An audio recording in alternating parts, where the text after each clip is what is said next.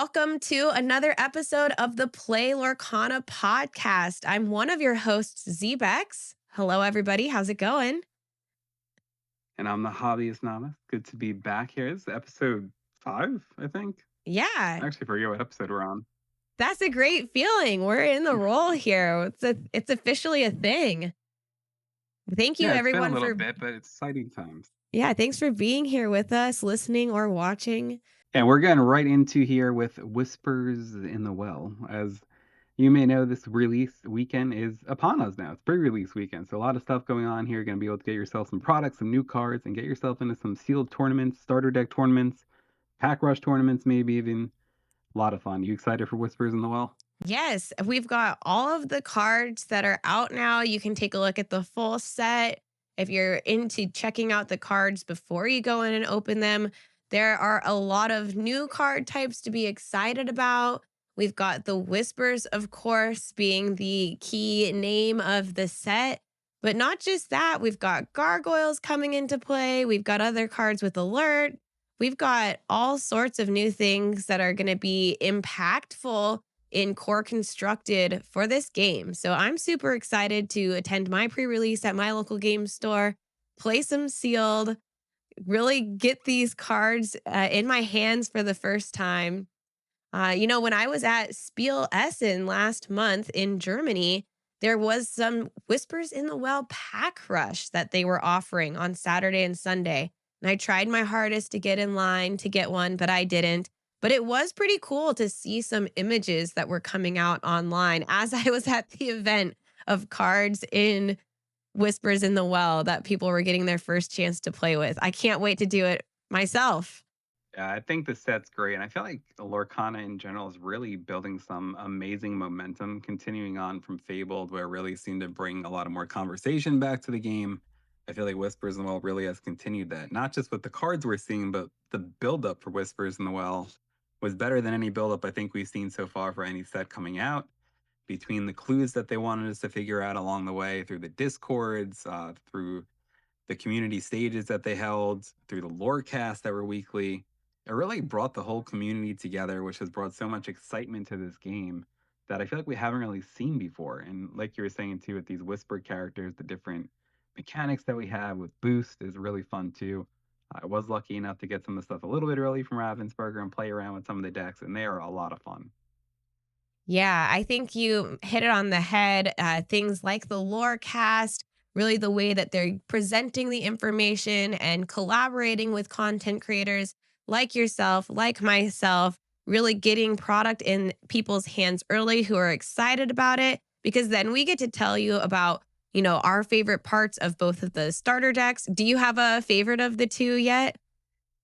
I do, yeah. The detective deck was great. The Judy Hopps Robin Hood detective deck is awesome. That one's my I feel favorite like too.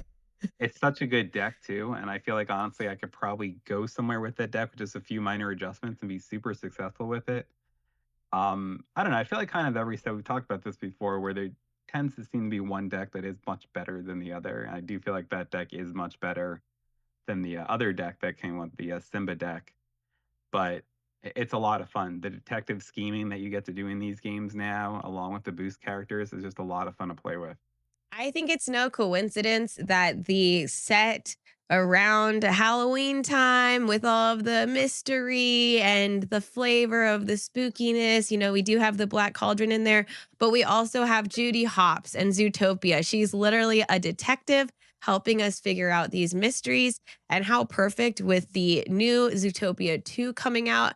I don't think it's a coincidence that that the calendar lined up, that the better, what you and I think is the better out of the two starter decks, or the more exciting one perhaps, that lines up with the film release calendar. Like, how perfect. Not even just that, but like you're saying, like the spook. So the release lines up with Halloween, Zootopia 2's release, all the like the gargoyles characters coming in, the Whisper, the Black Cauldron, all seemingly perfectly completed within that time frame where it's most relevant. I mean, big props to Ravensburger. We have this set, and then followed up by the winter spell set, which we're going to be literally in the thick of winter. And it's Yeah. really nice when a card game does that, where they're lining up your real life experiences with your fantasy experiences. Then, as we're getting spooked out by these pumpkins that are now rotting on people's porches as we move into November, we still have the headless horseman and get to have that same spooky feel. Or, the black cauldron itself that could be brewing something inside of it. Um, yeah, I'm super excited how Ravensburger matched up all of the theming with this, and I really hope they keep it up. And it looks like with what we've talked about before with the schedule they released last time, that it will kind of continue with that. Even the set for spring kind of goes with springtime vibes, the Toy Does a little Story bit, yeah. adventures. And talking about Whispers in the Well a little bit here too, is there certain cards you're most excited for coming out of the set? Oh, geez. I'm probably the most excited about the gargoyles. I really want to build a gargoyles deck and make that happen. I know that she was one of the earliest ones spoiled, but Demona, I think there's a Yeah. reason they spoiled her first. She's so strong. What a card to get people excited about the set. They hooked me, and I just see the gargoyle theme. I see it being really fun and impactful in the game. What about you? So yeah, gargoyles for sure. Now I feel like there is one card I am very excited about that I feel like honestly no one has really talked about much at all, and it is the new legendary Hercules that's coming out for Ruby. I have the card with me, so I guess I'll show it real quick if you haven't seen it or don't know what I'm talking about. Number one, the art on this card is absolutely insane. As Hercules is one of my favorite Disney movies ever, so right away I love it. But let's talk about the card itself. So he's a 4 cost uninkable 5/3, ever vigilant. This character can't be dealt damage unless he's being challenged. Also, ever valiant, while ever this character is exerted, your other hero characters can't be dealt damage unless they're being challenged. So that gets rid of, any type of removal that might come to them is off the table unless they're challenged. He also can take out so many other glimmers with his 5/3 ability. I love that card, and I feel like that card has barely been talked about so far. So, as weird as it might seem, I'm trying to build something around that Hercules. Also, to go along with a card from Fable that I was really excited about, but now seems more relevant with Brave Little Prince. Now we get that brief print of Detective Mickey. So, with Brave Little Prince, when he has a card under him, he gets +3 lore, +3 strength, and +3 willpower. So Detective Mickey coming back into the game and that Hercules are two of the cards I'm most excited for. I am looking to play some Ruby Sapphire, I think, in this next set. Yeah, the Ruby, I hope we see some more of it as in the recent challenges, Ruby has been kind of absent and all of these cards with the whisper mechanic, with the boost ability, putting cards underneath. I do hope we unlock the mysteries that were kind of left for us in previous sets, like you said.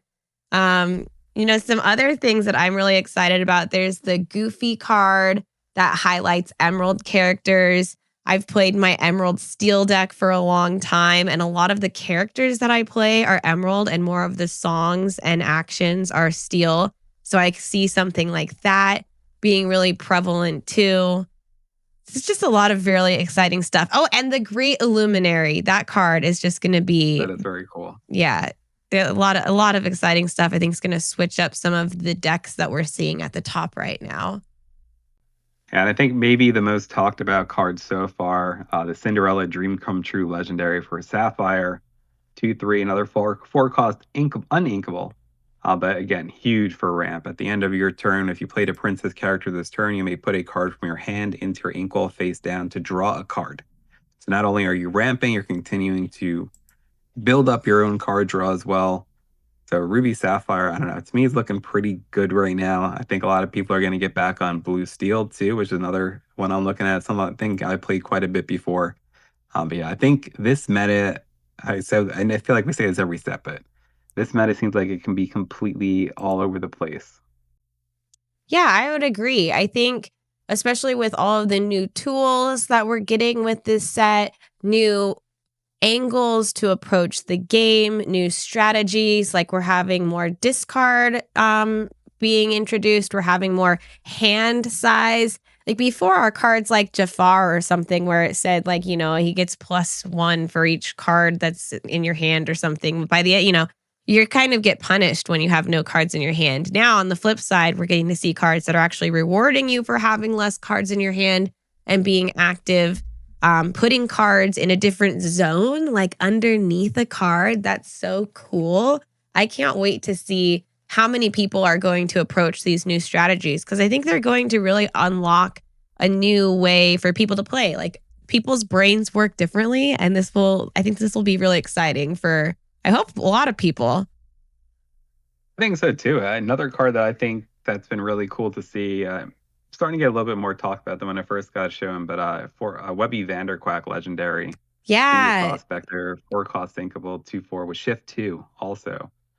She does have Ward, and this gives you some ramp for Emeralds. So whenever this character quests, if an opponent has more cards in their Inkwell than you may put the top card of your deck in your Inkwell face down and exert it, and she does quest for 2 also. So it's really interesting to see these other aspects that you'll typically see in other inks coming now to other inks you might not have expected. Yeah, that was another emerald card that I was like, oh, this one's going to go in a deck. That's a good card. Absolutely.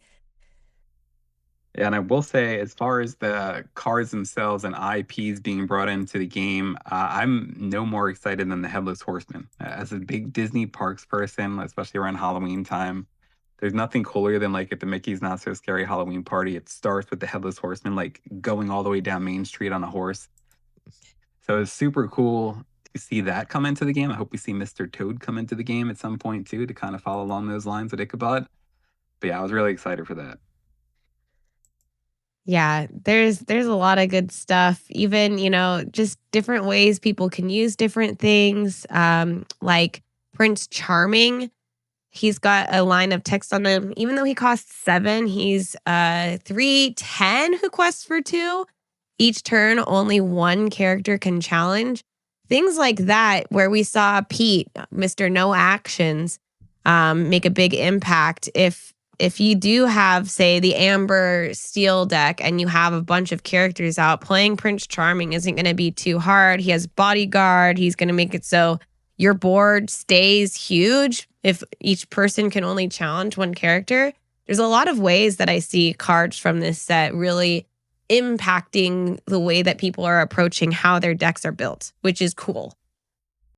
Yeah, I think this is a really impactful set. I think it's going to be really fun to see with everything coming up. I think maybe Blurple probably taking a step down this set from what we saw, just based on all the different cards. There wasn't anything like super exciting to me to add to That's Blurple got to from be this really set, just hard for based you on to like say. previous I know how decks. much you love the Blurple deck. I did.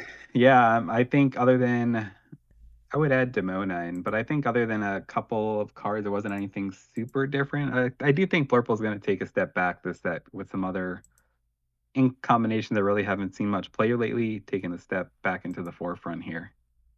Yeah, I think that's fair. I think a lot of the cards that you were saying, I was like, oh, that was on my list. As I know that sometimes when we look at cards, we tend to think about colors that we gravitate towards. Yeah, I mean, one that is definitely good, the Daisy Duck Legendary. I know it's been talked about quite a bit. Paranormal Investigator is 6 cost inkable with Shift 4. Whenever this character is exerted, cards enter opponent's inkwells exerted too. So it can slow down your opponent there also. I think she'll see quite a bit of play too, especially as you're ramping in Sapphire. I just think Sapphire itself has gotten so many good cards, but I think you're going to see it branch off into more in color combinations and just sticking around Blurple this round, and maybe even not just with green here too. I feel like you can almost play anything with Sapphire at this point and be successful. Yeah, I mean, especially with the detective theme, we already had quite a few detectives that were strong in Sapphire. So now that you have a strong core color, you're just like, oh, I want it to draw me a few more cards. Let's do Amethyst. Oh, I want to heal my characters a little bit. Let's do Amber. You've got all like, what spice do you want to put in with your Sapphire soup, Right. so to speak? Yeah, I think it's going to be fun. And there's a lot to look forward to here. Again, with pre-releases happening as you guys might be listening to this now, and the wide release on November 14th. So a little taste for you guys of different cards to maybe look at as you start your own Whispers in the Well collection. Actually, talking collectors real quick too. something they did do differently at Whispers and Well that I love with these Whisper characters, I don't know if you had a chance to see the foiling yet on the Whispers characters, is phenomenal. They look so good. So it's kinda added to me like a little, again, a set within the set to collect if you don't collect all the foils because they look great. Yeah, it's something that the parchment look on a computer screen doesn't do it justice in real life. Like it it pops a lot more than a computer screen can really make. And so I can't wait for everybody to get these cards in their hand and see what they look like. Pre-release, of course, use your Ravensburger Play Hub. All of the stores should be scheduling their pre-releases through that now. So that would be the best way for you to find out where you can attend an event local to you. And another thing coming up, we've got pre-release and then the official release at not just your local game stores, but all the big box stores. And then at the end of the month, when Zootopia 2 comes out, there's a special promo card that they're offering. It's putting it all together, a two-cost action. Choose an opposing character can't challenge during the next turn, and you draw a card, so it kind of replaces itself. So a nice kind of similar to that Pete no actions card we were just talking about, and everybody who sees the movie one of the first 4 days, the November 26th through the 30th, gets a promo, which is so awesome, and it has a beautiful glitter border. Like, it looks I can't wait to get one. I'm gonna go see the movie. Yeah, I'm definitely seeing the movie, probably go day 1 or 2, but my favorite thing about that card is they actually, I don't know if you noticed, they replaced the promo symbol on the bottom with a movie reel, which I thought was a really cool touch. Yeah, and, we were talking a bit before we started recording. This isn't the first time that they've done it. They did it with the Moana movie, but I didn't make any effort to go get that one because there wasn't anything special about it, and the fact that this one has some really special stuff going on with it, what a great collaboration and way to get Lorcana fans excited, or Zootopia fans excited about Lorcana, just all the crossover. Yeah, and I think, again, this is more of Disney Lorcana, not just looking at players, looking at collectors who are, I know they've really tried to get collectors into this game over these last couple sets, but the iconics and the addition of the epic cards too. And I think this adds another layer to it also. Actually, we didn't. I don't think we touched on this last time, but they also announced recently that at the Epcot International Art Festival that starts in January, Disney Lorcana is going to be out in Disney World. Something I have been dying for it to happen. So I'm super excited for that. We don't have any details about that yet. If it's going to be another collector's quest or is it going to just be artist signings? Because actually, for almost every international arts festival for the last few years, there has been a Lorcana artist there, not with Lorcana, just an artist who is selling their own products that happen to be an artist for Disney Lorcana. So it seems like we're going to get something more official here that they did announce in the Disney Parks blog recently.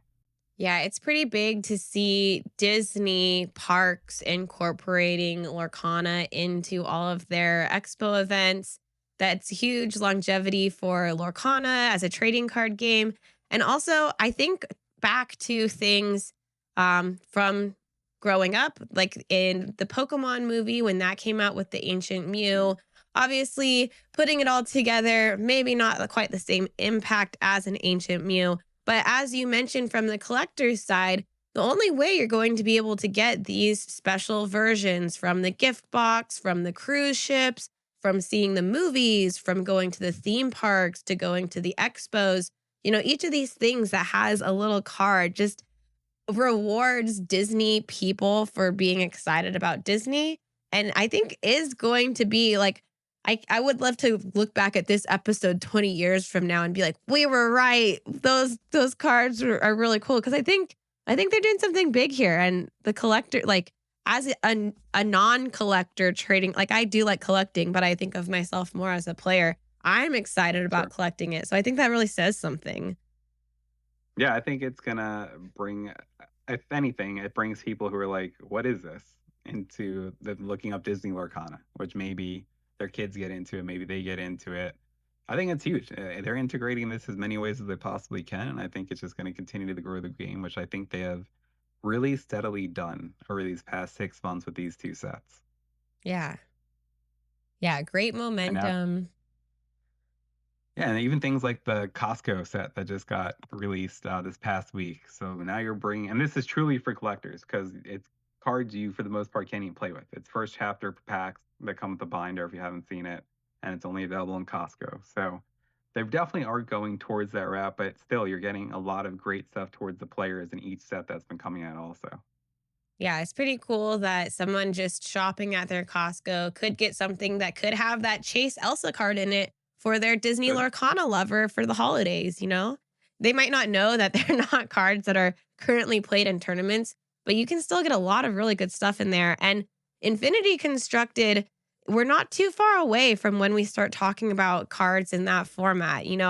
We've got the momentum coming here. We just had our first Lorcana challenge in Milwaukee. And then we have tickets that will be going on sale for Richmond, maybe before or after this episode comes out, Probably just after, just after. maybe. So, yeah, if you're wanting to go to Richmond, you should check and see how to get on the lottery system or something. And if you missed it, then you should already be looking for Indianapolis in the summer when the Infinity Constructed will be the format that will be played.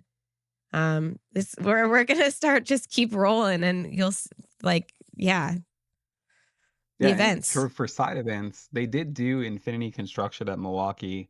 I think they actually had a whole tournament for Infinity Construction in Milwaukee, and I think they're going to continue that with Richmond too. But not like an officially accounts for getting into the Disney World Championship or anything like that. But yeah, you already see a lot of people cooking up those decks for Infinity. Those possibilities are legit endless. I mean, I've seen so many combinations where you get to 20 lore now in one play. You could possibly do. So yeah, that'll be interesting to see. But yeah, like you were saying, Richmond tickets go on sale November 10th. Hopefully this episode's out before then. We'll see.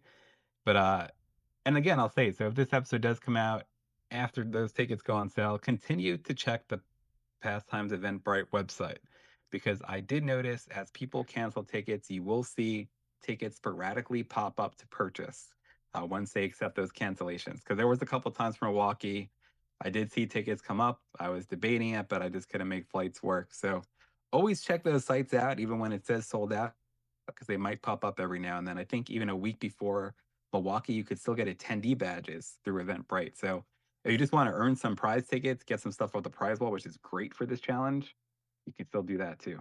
Yeah, that is a great point to note is that if you are planning on going, most people need even if you're not playing, you need an attendee ticket. You can't just walk into these events. They are ticketed. You need to register everybody who's going. There are things that come out closer to the event, like artist tickets for meeting them. So, all things to pay attention to from their website if you're wanting to attend one of those events. And maybe we'll be able to talk about that on the next episode, whether or not you secured a seat. I hope so. I I hope so for really, you really do too. hope so. Yeah. It's the first one I feel like I can actually go to. So I'm definitely hoping to go. And another good thing to maybe talk about too, like if you're an attendee, so it's a $25 for Milwaukee, it was $25 for an attendee badge. But that doesn't get you all the extra side events. So you do have to pay for those separate. So just to like budget wise, if you're thinking about how much something like this might cost, it can get pretty pricey. Yeah, I think getting into some of these tournaments can range anywhere from $25 for constructed format, sealed decks up to like 35 to $50. So definitely check out the pricing list too. You could probably find the one from Milwaukee to get an idea of what it might look like in Richmond too, but they can definitely get up there. Yeah, some of these tournaments might be pack rush, so you might be getting a couple of packs. So obviously, you're going to have to pay the cost for that. You can get prize tickets to use at the prize wall where you can't use money. So you do, if you want the prizes at the prize wall, you got to play to win the tickets to get the prizes. But there's vendors there as well, oftentimes selling cards. So if you've been looking for a certain enchanted that your local store doesn't have, be prepared as well. Your wallet might be taking more of a hit than just the event entries, Correct. depending on what type of shopping you're doing. So, Yeah, and I don't know. We feel like we could probably do a whole episode on like prepping and what to expect out of a Disney Lorcana challenge. Maybe we'll do a full episode on that actually as we get closer to Virginia. Yeah, we should. I mean, I've been to one, but you haven't. So maybe there's some No, things yeah. that, you know, questions people might have. Yeah, I live vicariously through others, watching people's Instagram reels, vlogs on YouTube. So I just want to experience one. I'll be excited to hopefully get to do that. We'll find out. I guess I'll know by Tuesday if I will or Cool. not. We'll see. Mhm. But I guess we can talk about Milwaukee a little bit here too. Obviously, we just had our most recent Disney Lorcana challenge in Milwaukee. We did have a winner. Frank Carson took his second Disney Lorcana challenge win with Amethyst Steel. And man, the Amethyst Steel was all over the place. Amber Steel was all over the place. Blurple was all over the place. It was, and yeah, Amber Emerald too Amber with the Emerald, yeah, I dog was gonna decks say that I that was those talking kind about. of So 4 main combinations were the ones.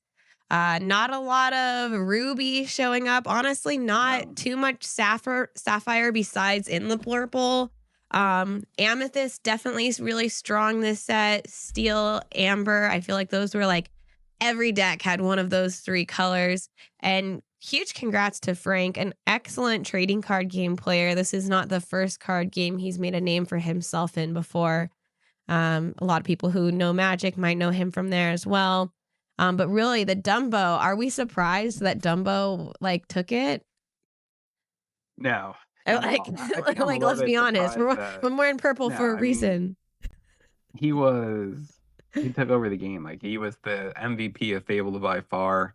And I'm curious to see how much usage he'll still get within Whispers in the Well. Honestly, like just looking at the tracking on TCG Player, the card has gone down considerably. I think last time we talked it was around 65, 70. Now it's down to like 35. So I think it's going to balance out quite a bit. There's so many characters in Whispers in the Well, as well as actions that you can use that give characters alert that can get rid of Dumbo pretty quick because alert will let you get rid of evasive characters. So I think there's definitely a target on Dumbo's back with Whispers in the Well. It's good. We needed something to balance him out. And even though we don't talk about finance very much here on the Play Lorcana podcast, when people are excited about new ways to get rid of cards, that is often a good time to pick up the cards. If you see people more excited about new archetypes, maybe now's the time you can get your Dumbos for half the price that they were when we last recorded an episode. So Yeah, definitely a good time now for sure. And yeah, there was some really interesting stories that came out of Milwaukee. I think no story bigger than Aiden, 10-year-old, who made it to top eight, took home a golden Mickey. That is so cool to see someone like pretty much a year older than my son to go into a tournament the size of this and take it as far as he did. It's just an incredible story. That was super cool to see. I saw the Instagram reels and everything, the motion from him, the players that played him. It was really cool to see something like that happen. I agree. Having such a young player do so well in a tournament is really nice to see representation for all age groups. If you're a younger listener or watcher out there, you should know that you do have the ability to compete and beat adults. It's all about how you draw the cards, how you think about through your game actions, how you decide to get to that 20 lore. And Lorcana's history, I did see some comments about, well, of course he's the youngest in history. The game's only 2 years old. But yeah, the fact that we have kids who are excelling at something that takes mental, strategic mind power, and he is doing so well against adults who have proven records in other trading card games. It's like, that's actually a pretty big deal. So to anybody who saw any of those other comments out there, it's like, yeah, the game might be young, but it's still a really great feat. I don't even understand what can go through someone's head to even feel the need to try and put a damper, something like that. Like, what's the point? Obviously, Like, someone who's seriously, jealous that they like, didn't perform as well and get a golden yeah, Mickey. they might have finished like 2000 or something. But like seriously, this Exactly. kid went 12-3 playing Amber Steel, an insane job. Like I could tell you right now, he would have easily taken me out without a shadow of a doubt. Honestly, probably 1900 of these people can. But Aiden did such an amazing job, and to see how he played the game, I wish they would have put him on the stream. I don't know if there's a rule where they're not allowed to put minors on the stream, whatever it may be, but like he deserved to have the spotlight on him Is he over to see 13? him get played. No, he's 10. That might have been the But issue then, is sometimes 13 is like the cutoff for Twitch and YouTube things, even with parental okay, consent. that makes sense. There's like gray areas. Obviously, there's younger creators who get around it, but yeah, that might have been part of the broadcast issue. Yeah, that would make sense. Another cool shout out too, as far as Milwaukee goes, Monica from Lorcana Duo got to the top 16 also. She went 11-2-1 also with Amber Steel. Really cool to see people just kind of Yes, I excelling. saw that Really cool to see too. that. It is always nice being like, I know them, like I rooting know, them it's on super from cool. home. All of the coverage is all something that you can watch, of course, and even though I didn't get a chance to watch it live, I was traveling, I still was able to go back through and look at all of the deck lists and watch some of the matchups. So it's always fun to go back, especially if you missed it. It's never too late to go back and catch some of the tournament magic that we get from the Disney characters. Yeah, I had it on. I gotta plug in my computer here before it does. I had it on in the background, and I probably watched actually I think more of this challenge than I have of anyone so far. It was actually a really great broadcast. It was really enjoyable to watch, and again, I know we talked about this before too, but if you're just getting into the game and you're wanting to go into tournaments like this, where you're not really sure how to do it, you want to see how other people play. This is such a great learning experience to just see players play at a high level and see when they know when to quest, when they know what not to quest. Because for me, like personally, like when I first started playing, I was always questing, I was always challenging because I thought that was the right thing to do. So it's really interesting to see players who can take two turns just to build up their board, do nothing, and then know when the right turn to switch on that light and just go all out and do what they need to do to win the game. And I feel like that's something I still need to learn. But it's just really cool to see people who have the ability to do that and know when to do things and being able to watch that and learn from it is really big in stuff like this. Yeah, and you're learning from people who are playing at the highest level of Lorcana right now, which you're gonna, like you said, observe things that you might have thought, oh, I would have just been questing the whole time. You gotta learn that patience that is easier observed than in the moment when you're just like, I just want to turn things sideways. Yeah. Yeah. And Yeah. especially like in such a pressure situation like this where it is pressure filled. Like there's no other way to say it because you have so many people around you. You have a whole broadcast going on. You have people filming around you. You have people in some instances just circling around you watching your matches if you're playing a player who is of known. I saw that quite a bit, even like some of the earlier rounds, just people crowding around players who are, known within the game. So it's always definitely feels like you're in a pressure cooker of sorts, but it looks like a great situation to want to be in. It looks like a lot of fun to me. Yeah. Can't wait to hear that you got your tickets for the next Disney Lorcana challenge on the next episode. That'll be great to Yeah, I hope celebrate so. manifesting it for I you. hope it happens. Yeah, I really I want the promos. Like dying to play the prize wall. I would love to get one of those play mats. I would not. I personally, I wouldn't. Even if I do get it, I'm not expecting to like make a top cut or anything like that. To me, I would just want to get my 3 wins to get the Mulan promo, then my Pegasus, and then just go to the prize wall and try and get as much of that as possible. But I just want to be involved with it at some point. I think it'd be really fun to get to do. Yeah. Yeah. I don't How did you get your Lorcana hat that you have on right now? I got that sent to me from Ravensburger. Oh, what? I was gonna say I've spent all of Yeah. my prize tickets on a T-shirt because up until still, there's like no way to get Lorcana merch, and so I didn't even go for the Rapunzel promo. I was like, I'm getting a T-shirt, which might be silly, but hey, I value having some merch. No, I completely agree. I honestly still scour eBay looking for like the t-shirts. Look, like I would love the t-shirt. I would love the hoodie. But yeah, that's kind of something I thought was kind of weird too. Like on the prize wall, they didn't have any new merch. Like I think it would have been cool to see something new from that Yeah, aspect of things. Disney Lorcana, Ravensburger, if you're listening, which I know you might be, you should definitely have a merch wall that attendees can buy stuff from. Because let me tell you, as someone who stands in the merch line wall at every Magic Con I go to, and end up coming home with at least one new shirt or something to advertise the game, people would love to throw money at you and wear your Lorcana symbols, wear your ink colors. Like I saw, what was it? The broadcast team for Bologna or something got ink color shirts. Where was that? So I know at Gen Con this year too, they did give those out. Okay, There were maybe it was some of Gen them with Con, but content like creators. I would buy all 6 ink Oh yeah, colors so no. fast, like at least 2 of them. Like, give us the options. We wanna give you money. We wanna represent Lorcana. Like, I think we can't be alone. This isn't just a No, content creator people thing. talk about this all the time. Yeah, I know even in the Lorcana Discord, people are always saying, where's the merch on the prize wall?" I don't know if it's a licensing thing or whatever it might be with Disney owning a big part of Lorcana, or what it might be, but yeah, I mean, that is so sorely needed. Okay, well, Even if it's we've not like characters, like anything with just a symbol would be super cool. okay, I think that should be, if we're gonna achieve anything here on the Play Lorcana podcast, that should be our one motive is get merch wall at challenges. At least let's like the start of something. We wanna represent Lorcana more.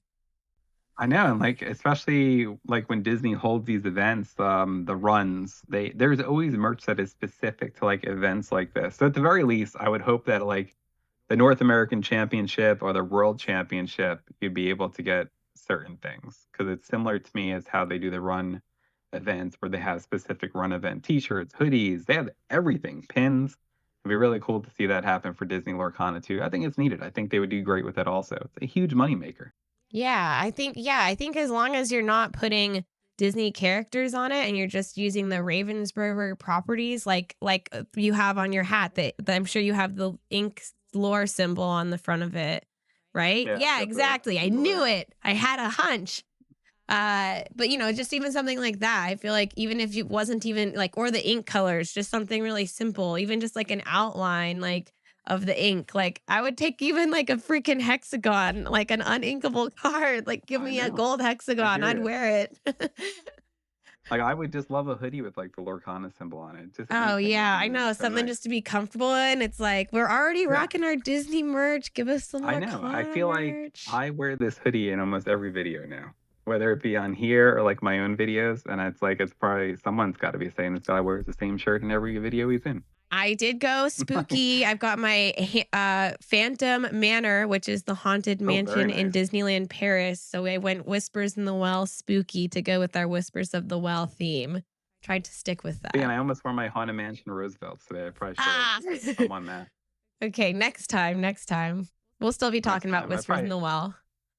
We will for sure. Yeah, 'cause I mean, at that point, we'll have the release. So you'll see the metal will start taking shape, even though it seems like it already somewhat is. There's so many interesting things that I think are going to come out of Whispers in the Well. Are you going to a pre-release this weekend? Yeah, I'm going to go to the pre-release at my local game store. So I can't wait for us to come back and talk about all of the cool cards that we actually played with on the next episode. Yeah, hopefully things are a little bit better product wise by me at least. Talking to a couple of my local shops, it sounds like it's better.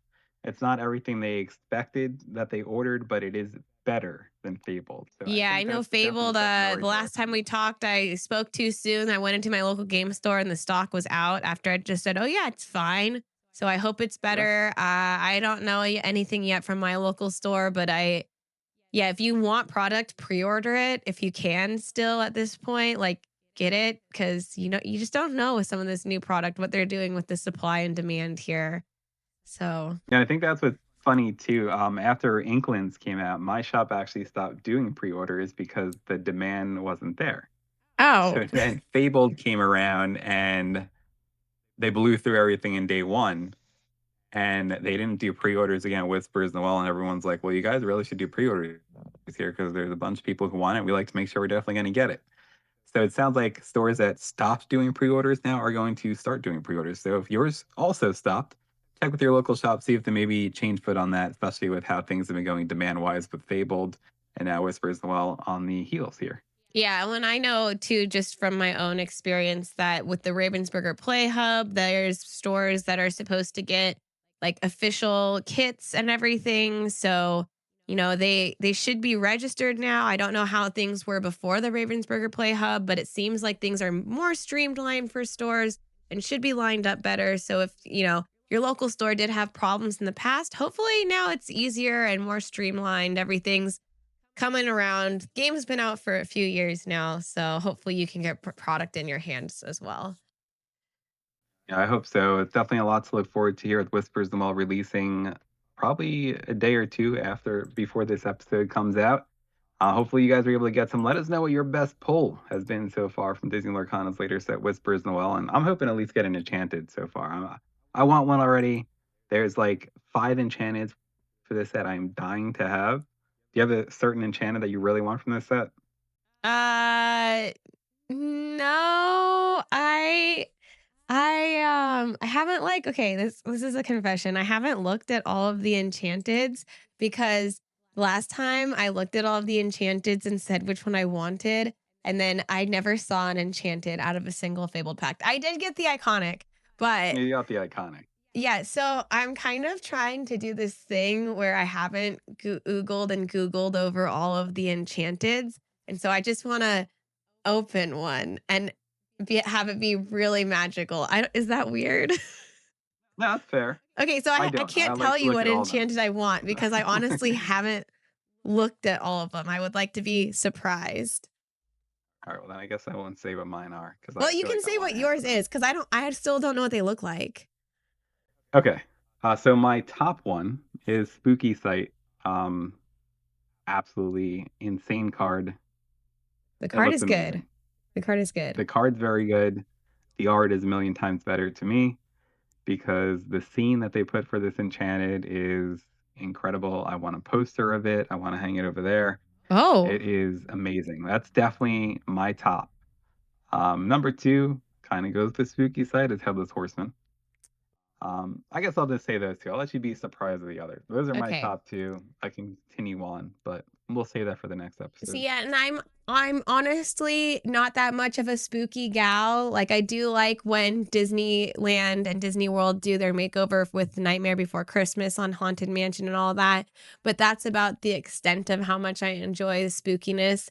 So I hope I get one of the more cutesy ones. Like those ones sound great for you. I mean, maybe there's a couple you. This is the darker set. I will I say know, that. I Like know. in So general, this is like the first set where I feel like they really gone more towards like the mysterious, darker side of things. Or not. There really isn't too many cutesy things in this set. well, we'll see. I like the pig. The Henwig's very cute. And one is cute. I can see that. So I think like looking at the enchantments, maybe there is two that would be considered cutesy, maybe three. Okay. Well, I'm gonna be I'll open a ton of product by the next time that we film a podcast recording. So I will let you know. You'll have to tune into our next episode to see if I think the enchanted that I am destined to open is gonna be cute or spooky. And we both know you'll just end up pulling another iconic anyway. Yeah, exactly. But that's all that matters. Okay, I would rather pull an iconic than anything Okay. I just mentioned. I'll Yeah, say that. which one would you rather pull though? Hades or Ariel? I think Hades. I think I'd rather pull Ariel. Or maybe we can trade if it Okay. happens. Deal. Well, that I mean, seems we like a both did get one last set, yeah. so maybe. Maybe it's And you got possible. Mickey, I got Minnie. Yeah, we're So maybe we'll get two the for two. opposites again. Okay. Hopefully. Yeah. Yeah, that's it. That's it. Whispers in the Well. Play Lurkana podcast. Awkward ending. About to Yep. commence. And we'll compare. Tell us what you opened. We'll tell you what we opened. It's going to be an exciting next episode, and keep out playing Lorcana out there. On the Play Lurkana podcast.